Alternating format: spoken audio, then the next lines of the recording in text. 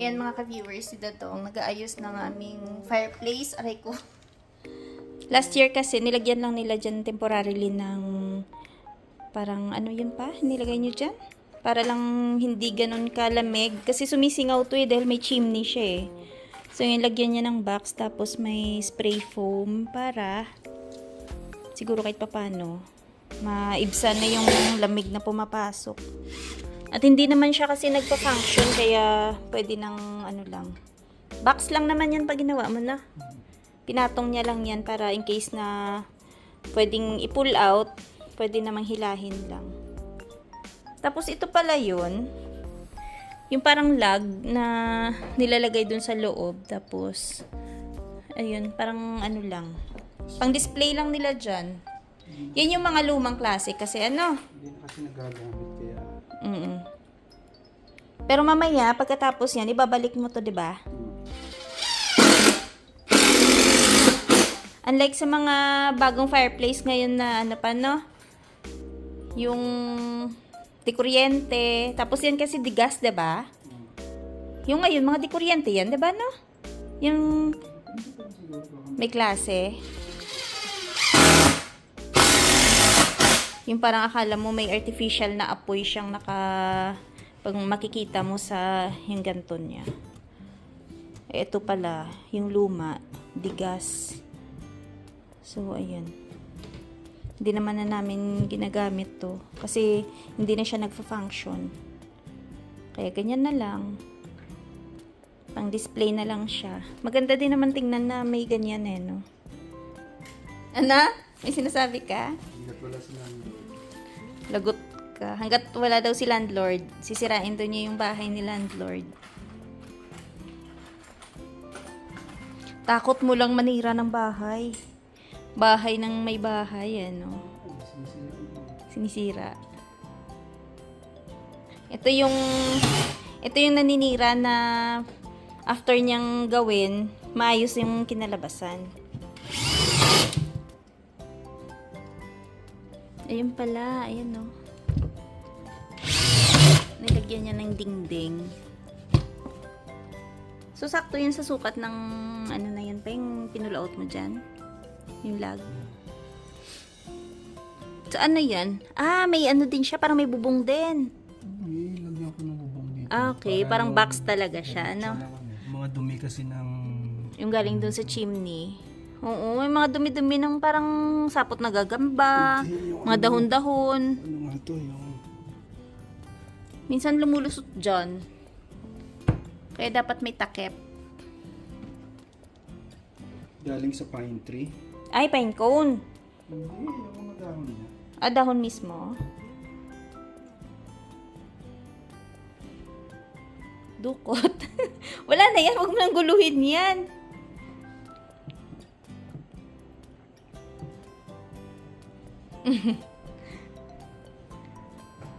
Huwag mo nang guluhin. Halak ka! Ay! Kailangan to vacuumin. Ay, oo. Linisin Sa ba? gilid yan, ano? Wala, ang dami pala. Naku, nalalaglag dyan sa carpet. Linisin na lang. Oh, shucks, ang dami. Kaya dapat talaga may sarili siyang bubong, ano? Parang may bubong itong box na gagawin niya. Oo nga. Tsaka dito, pwede naman buksan na para babacuumin siya. Ito, no? Kasi naka-screw lang to na. Oo nga. Ayan, linis. Kasi nagkalat ka eh. Ay, ang dami. Ayan, no?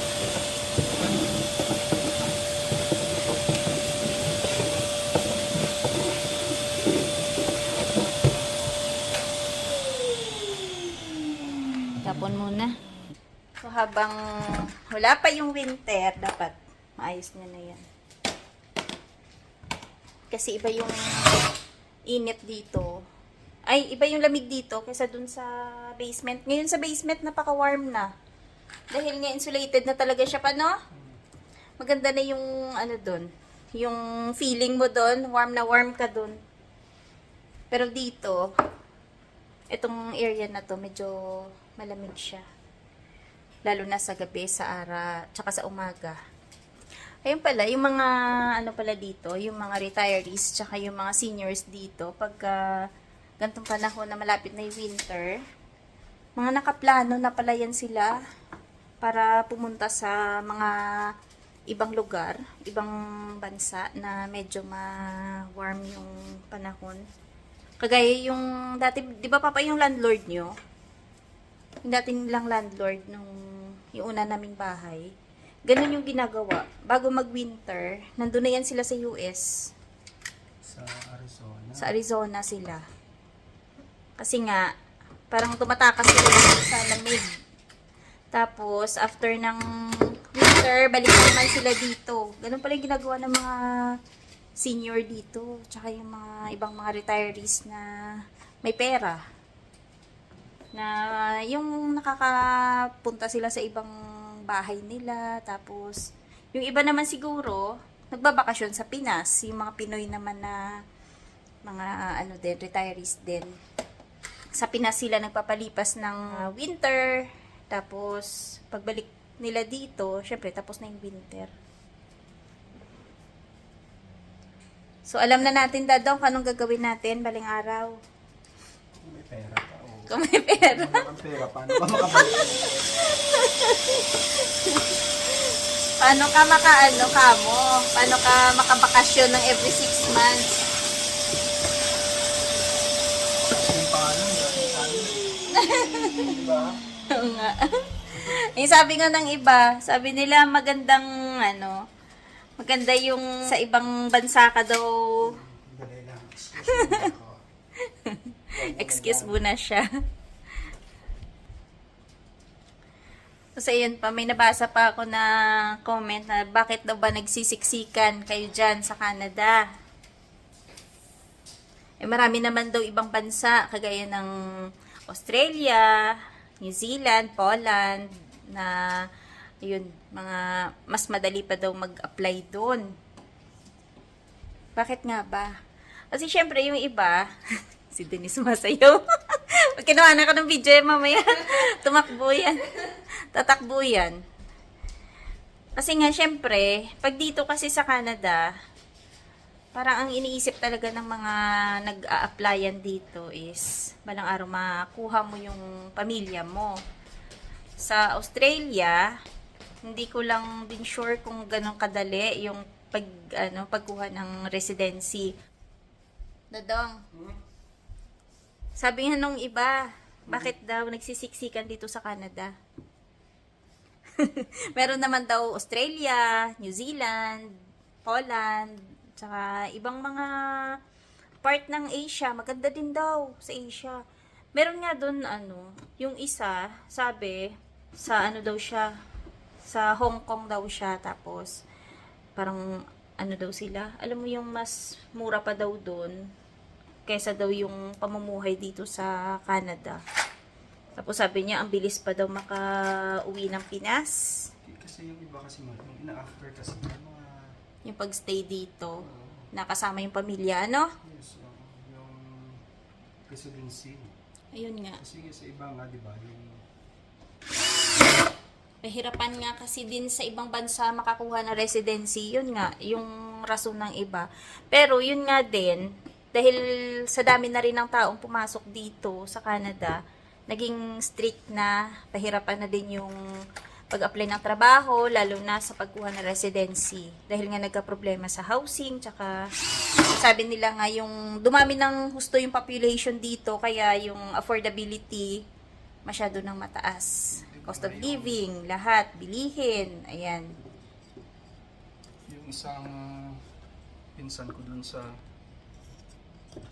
Alin? sa Poland, gusto nga niya lumipat dito, di ba? Nasa Poland na, gusto pang lumipat dito. Oo nga. Kasi nga, hindi siya... Mahirap magkuha ng residency doon. Ayun. Matagal na rin yan nakakausap yung pinsan niya na yan. Parang gusto sana ditong mag-apply. Ano ba trabaho niya doon dati pa? Ah, welder. Oh, bumalik na. Eh bakit hindi siya nag-try na mag-apply dito? Itatanong nga sa akin eh, wala naman akong connection. Hindi, mag-apply siya online dati. Ngayon pa, napahirapan na yung pag-apply. Dapat dati pa, no? Nag-apply siya online. Pero demand pa rin naman kasi yung mga lugar. Oo nga, dito talaga kasi yung mga ganong trabaho, in demand pa. So, malin mo naman, mag-ano siya, try niyang mag-apply online. May mga agencies sa atin na ano pa din na, yung mga kumukuha pa rin silang tao sa Pinas. Kaya yung IPAMS, nakikita ko may mga nakalagay pa rin silang hiring papunta dito. Pero yung usual naman na mga hinahire kasi galing ibang bansa, yung mga truck drivers, mga machinist, parang mga ganun pa, no? Yun nga, pati din yung mga ano pa, welder, mga ganun yung mga hinahire nila. Kasi siguro dito, nahirap na sila maghanap ng mga ganung workers. Tapos, syempre, pag aplikante ka dun sa Pinas, dapat may mga certificates ka din. Kasi itry nyo din dyan sa IPAMS, sa Mercan, tsaka ano pa nga ba yung dito, yung Oman Phil pala, nakikita din namin, yung mga ganong agency. Nag-aayos lang po kami ni Dadong ng mga recyclables. Ayan po yung mga bote ng tubig, juice, gatas. Yan lang naman. Mura. Mamamasura.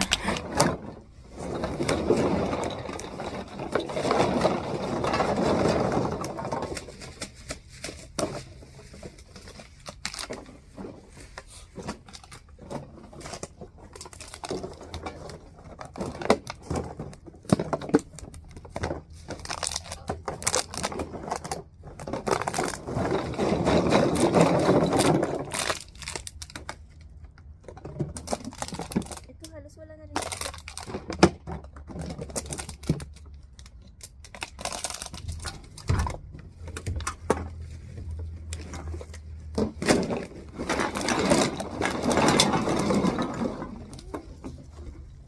Daming beer.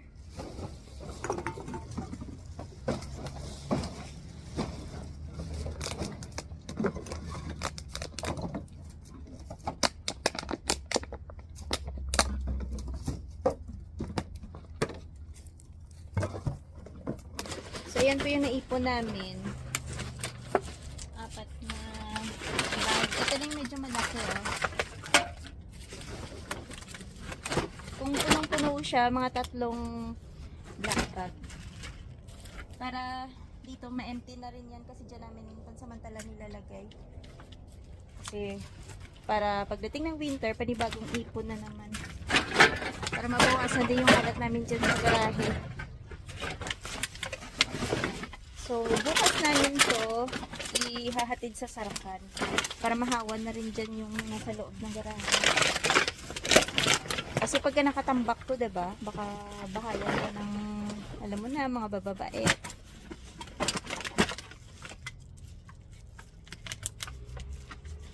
Tutuloy po namin yung pagwawalis dito. Kasi, ayan oh. Diba ang daming tuyong dahon.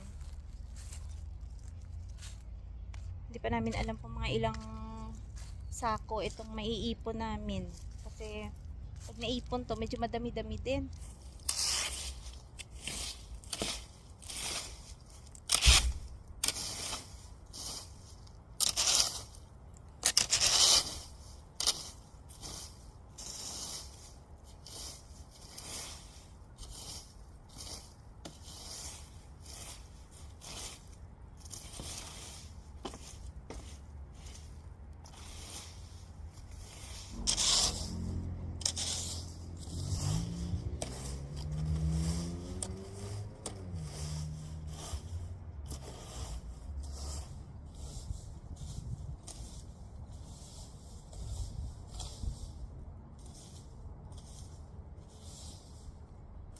So, yan na po yung naipon ko. 3 tumpok pa lang.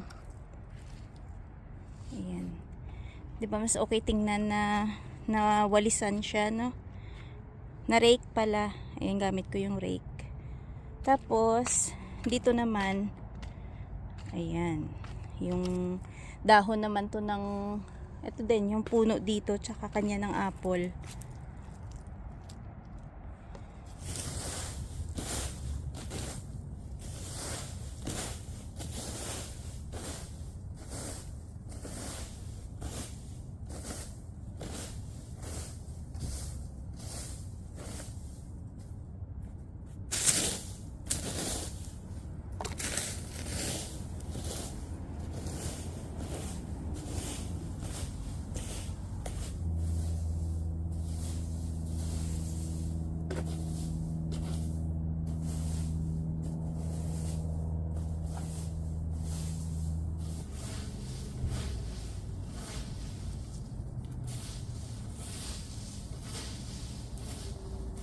At least kahit papano, ayan, nalinis. Makabukas na lang namin ilagay sa garbage bag yan. Wow, ang galing! So, ito na po yung grow light. Kasi akala ko, sira na siya. Maayos pa pala. So, kahit papano, meron pang ilaw dito. Kasi nakakaawa naman yung mga tanim namin na walang pailaw, 'di ba? Walang grow light. Tag-isa sila. Ayan. Ito muntik na tong matsugi. Ay, lagyan ko na lang dagdag na soil yan.